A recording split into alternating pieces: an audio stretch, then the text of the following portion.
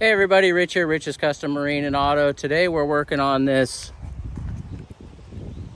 Honda Big Red side-by-side. The issue with this machine is no crank, no start. So what we've done is some basic troubleshooting. Let me get around to the other side here. First thing you want to do is take your meter and go across the battery and make sure your battery voltage is, like ours was 12.7. That's good.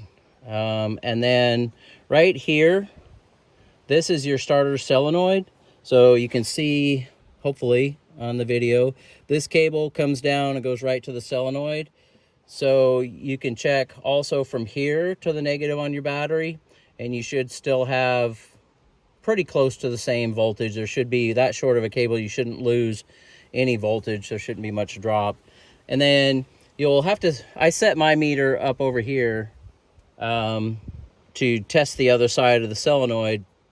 Kind of wedged my leads from my meter into here and then underneath there. And like I said, I set the meter up here because I went inside, turned the key, and I had good voltage, good battery voltage here. Now it was 0.2 of a volt lower, but that's not uncommon with a starter solenoid, especially one that's older. So then we know the solenoid's working, and at that point, this wire here goes down to the starter.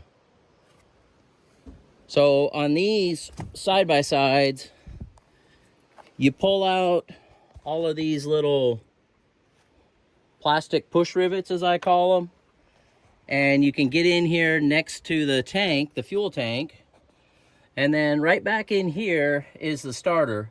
Well, the lead, you can barely see it, maybe. It's on the back, on the top. It's going to be a bear to get to.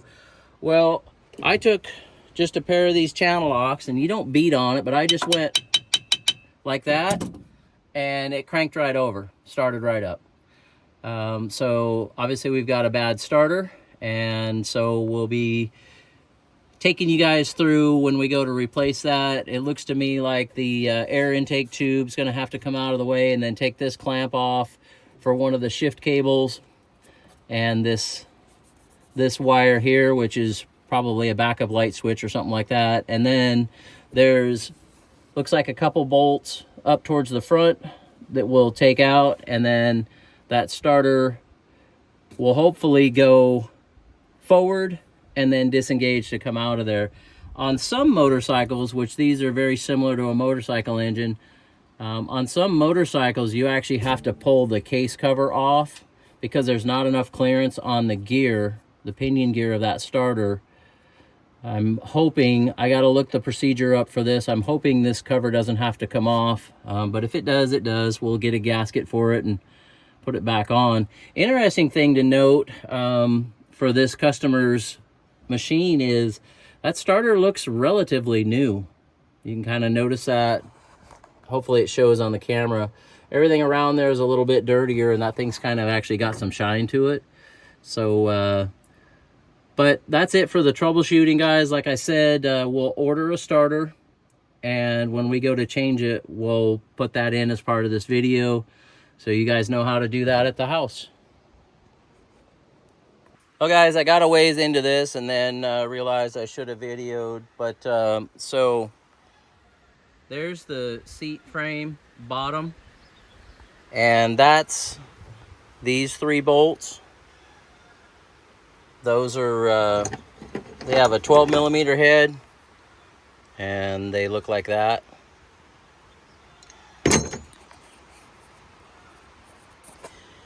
And then you can take the plastic cover off, which is the piece next to it there. And that's held on pretty easy to figure out, but those are all Phillips screws. And there's some Phillips screws along the outside edge here and a couple on the front. And it's a little bit tight along this rail. So you kind of got to work it a little bit, but it will come up and come right out of there. And then there's the screws that you take out to get that plastic piece off of here. You can take those 2 screws, you can get behind the seat back there and get those off in order to get this panel off, which is what that piece is right there. And then that gives you access to go ahead and you can get the airbox out.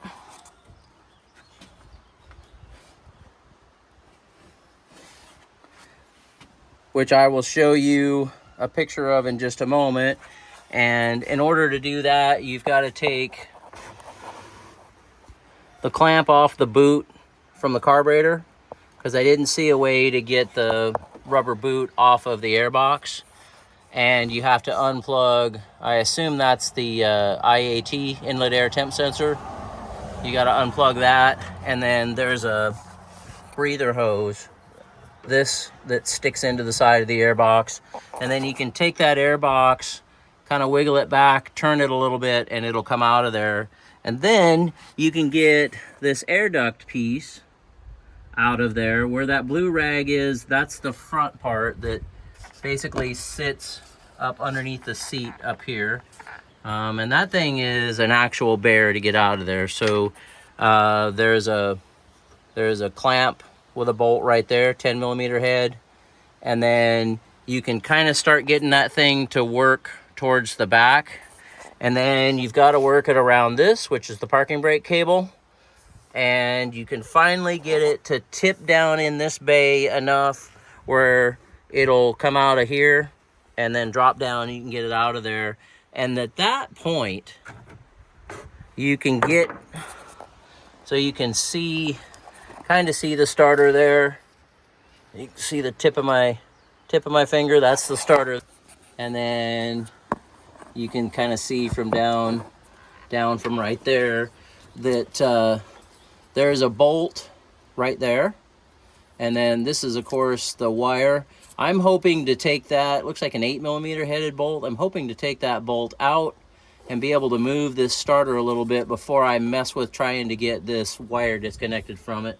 But we'll see how that goes. According to the procedure, you take that bolt out and you push this starter towards the front, and it should disengage from this housing. And we've got this breather line that we kind of got to work around a little bit, this one, and tip that starter where the part we're looking at, the back, you kind of tip that up, and you're supposed to be able to have room to get it to disengage from the housing over here and then be able to get it out. And then supposedly putting it back in is actually a little more of a bear than getting it out of there. So that's where we're at right now. Let me give you guys a quick shot of what the airbox looks like. All right, so this is the airbox. This is the clamp I was telling you about. This is where that odd looking air intake piece I was telling you about, where it fits. This is the inlet air temp sensor that I said we unplugged. And then that grommet right there, that's the breather line we put in there. So, and then of course, looking at it from the top, there's one bolt here and then the two in the back that hold that thing in place. So that's where we're at now. And I don't imagine I'll be able to have the camera in there when I go to pull that starter out. So I will come back when I get it out and give you any tips or anything that I've got to help out if you've got to do this. Okay guys, not too bad at all actually. So got the bolt out. One of the bolts is broken off in there, so I'll have to see the previous time this starter was changed. They snapped a bolt and didn't really do anything about it. But then I stood it up on end, as you can see there, and with a 10 millimeter socket I was able to get that cable off pretty easily. So now we should be able to work this thing hopefully up out of there.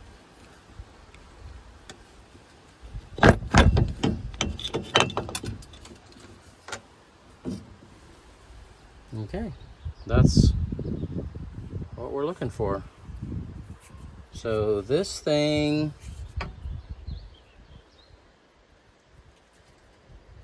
10/16, 2019. So if that's true, it's been in there a while, but it definitely looks clean like we talked about earlier.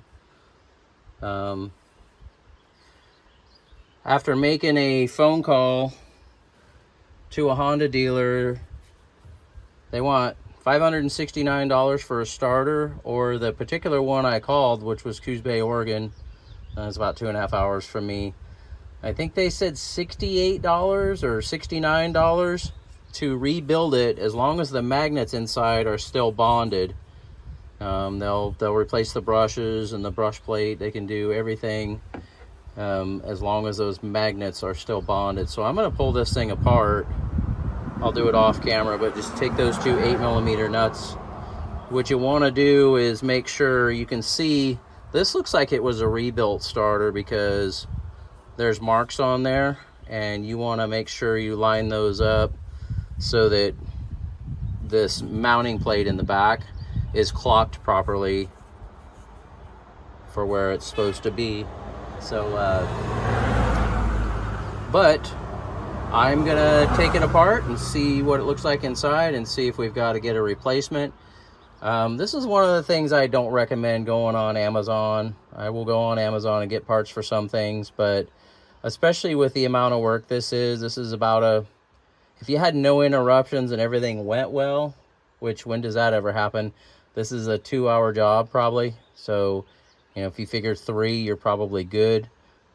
You can get them for $90 or $100 on Amazon. And I guess if you want to change them often, that's a solution for you. But most of my customers, it's a reflection on me if I've got to redo it. So I'd either go with an OEM or go with there's still shops that rebuild starters and alternators too, that are very reputable and will save you a lot of money. Okay, the starter's rebuilt and all back together. I've tested it and it works great. I may do a separate video on how I went about doing that. So we'll get ready to put this thing back in there. So initially, when I took this thing apart, I thought maybe there was a broken off bolt in that the further bolt hole, but as you can see, there isn't a broken off bolt, and I just threaded a bolt that I found in my 20-year bin in there, and the threads are fine. So I'm guessing either the bolt was forgotten to be put in, or it needs a little bit of blue Loctite on it. So we're going to blue Loctite those things anyway. Of course, we'll put this thing back the way you guys saw it come out of there. So we'll just point the snout of it down and send it in there, and then turn it.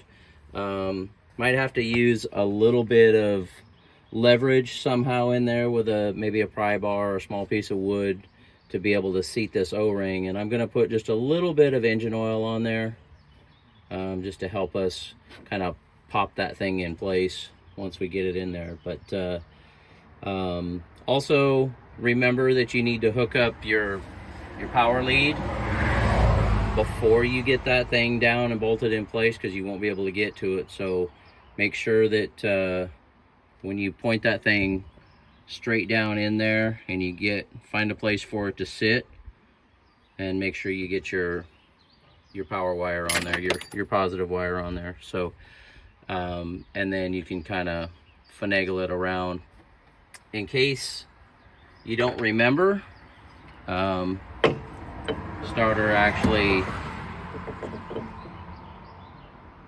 ends up going in there like that, and that wire has a 90-degree on it, and it points straight up. So that's the orientation you want to make sure you get, so that wire sits right. And like we talked about before, it's not very long, so you definitely want to make sure you get it oriented right, or it'll fight you. So let me get that thing in there, and then we'll get to putting this beast back together. All right, so we got it going back together. We've got the airbox in. Just remember when you put the airbox in that you need to connect your IAT sensor, inlet air temp sensor. We've got the clamp back on the carburetor down there. Make sure that's nice and snug. And then the air filter inside has its own clamp too. As far as the air intake tube, make sure you get the fuel line clipped back in here and here. Get your bolts all back in. This was missing 2 bolts and a push rivet that I'll show you guys, but it's a bear to get that thing in there, but it'll go, obviously. Again, like I said, just take pictures and then remember how you got it to come out of there, because just finagle it. You don't want to break it and you don't want to damage a wire or something else. But and then this little guy was missing, so this thing was flopping around, but it's all secure now. And at this point, we're ready to go ahead and fit this under cover, under tray, whatever they call it, for the seat in. And it's got to be worked around this seat belt, so might not be able to do it with a hand on the camera. Well, let's see.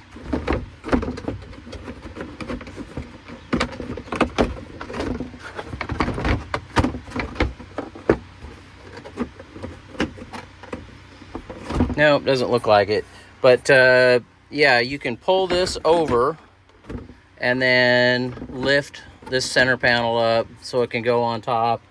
And then, of course, as you guys probably recall, it's these little guys that go all the way around there. You want those snug, but don't over tighten them. They are going into a metal anchor nut, so that's a good thing, but you don't want to over tighten those. And then after that,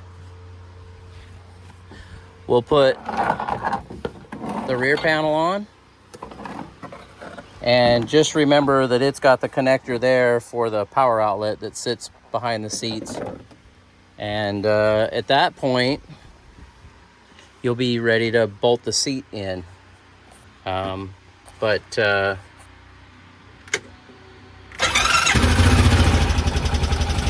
works like a champ. So we'll get this thing the rest of the way back together. Of course, we've got to put this panel on as well, and we'll get that and get the wheel back on and that kind of stuff. So we're going to get this thing finished up and get it returned to the customer. Okay guys, then you put your seat in. Of course, it's got the 3 bolts here. One thing I wanted to correct, I don't want to steer you guys wrong. I said that these screws, like this one here, go along here. They don't. That's just plastic push rivets that go in there. Let's see, the other thing is putting this rear panel back on. It's all these plastic push rivets as well. There's one here, one there, and then one in there. So it can be a little bit tricky, especially as these things get older. You might have to push on the sides and just kind of wiggle this thing around. I had a bear of a time trying to get these 4 on the backside in, but just like I say, move this around, wiggle it around, put a screwdriver in the hole and kind of push up a little bit, and it'll kind of help set everything where you need it to be.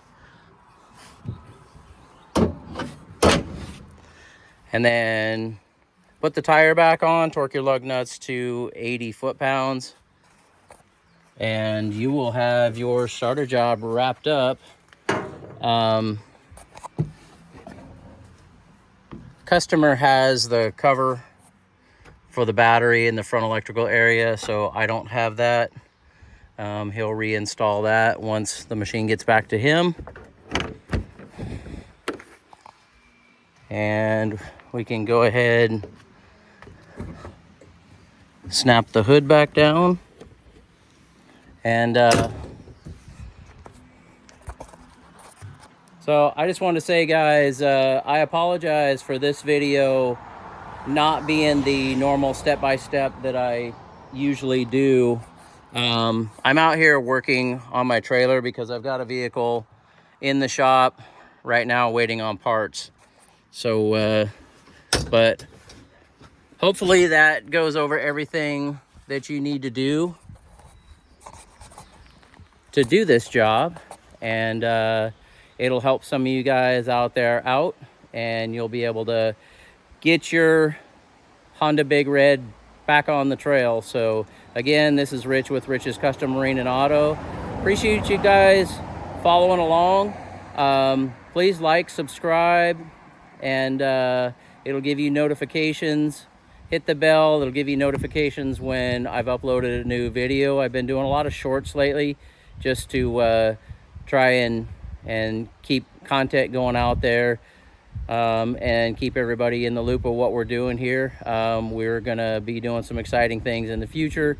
Probably the next thing we're gonna do, which may not be as exciting, but ball joints and air conditioning repair on our daughter's Mustang.